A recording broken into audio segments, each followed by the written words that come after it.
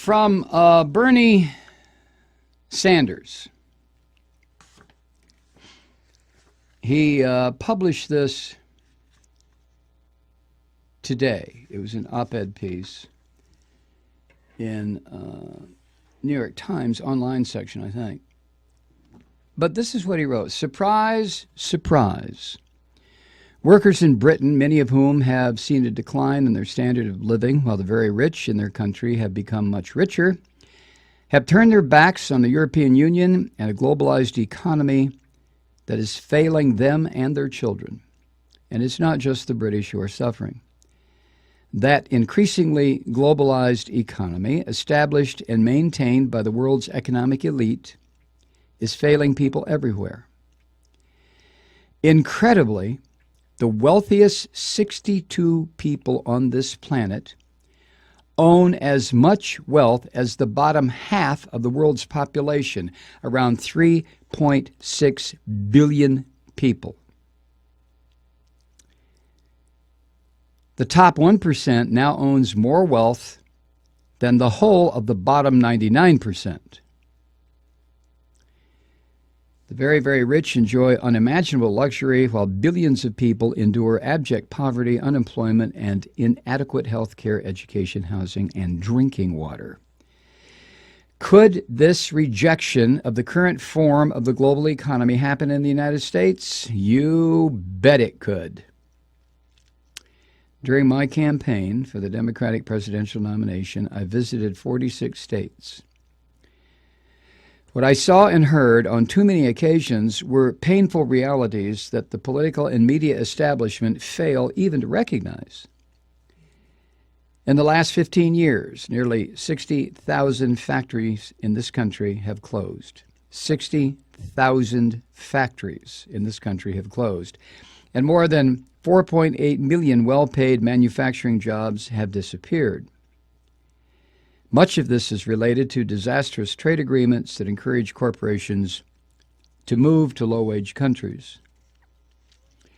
Despite major increases in productivity, the median male worker in America today is making $726 less than he did in 1973, while the median female worker is making $1,154 less than she did in 2007, after adjusting these numbers for inflation.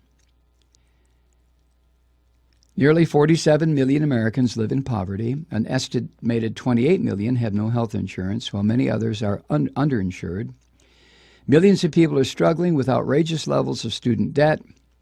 And for perhaps the first time in modern history, our younger generation will probably have a lower standard of living than their parents. Frighteningly, millions of poorly educated Americans will have a shorter lifespan than the previous generation as they succumb to despair, drugs, and alcohol. Meanwhile, in our country, the top 0.1% now owns almost as much wealth as the bottom 90%. 58% of all new income is going to the top 1%. And of course, Wall Street and billionaires through their super PACs are able to buy elections. On my campaign, I've talked to workers unable to make it on $8 or $9 an hour, retirees struggling to purchase the medicine they need on $9,000 a year of Social Security, young people unable to afford college. I also visited the American citizens of Puerto Rico, where some 58% of the children live in poverty, and only a little more than 40% of the adult population has a job or is seeking one. Let's be clear. The global economy is not working for the majority of people in our country and the world. This is an economic model developed by the economic elite to benefit the economic elite. We need real change.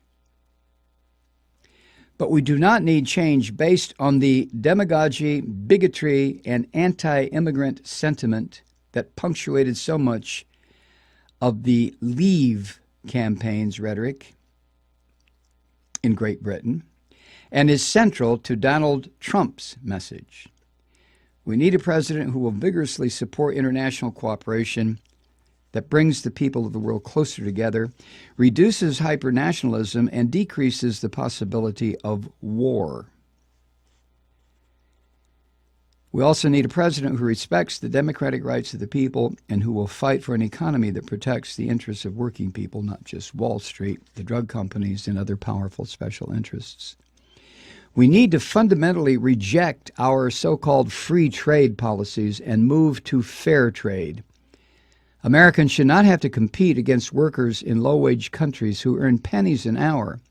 We must defeat the Trans-Pacific Partnership. We must help poor countries develop sustainable economic models. We need to end the international scandal in which large corporations and the wealthy avoid paying trillions of dollars in taxes to their national governments. And we need to create tens of millions of jobs worldwide by combating global climate change and by transforming the world's energy system away from fossil fuels. We need international efforts to cut military spending around the globe and address the causes of war, which are poverty, hatred, hopelessness, and ignorance.